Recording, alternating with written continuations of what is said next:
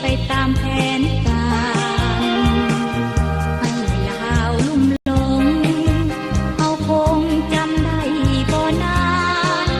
เจ็ดห้าประสาสถานบ้านเมืองเฮาต้องอับจนมีหรือว่าแนวลาวเมื่อวันวานผู้เคยกินข้าวเผาผลาญ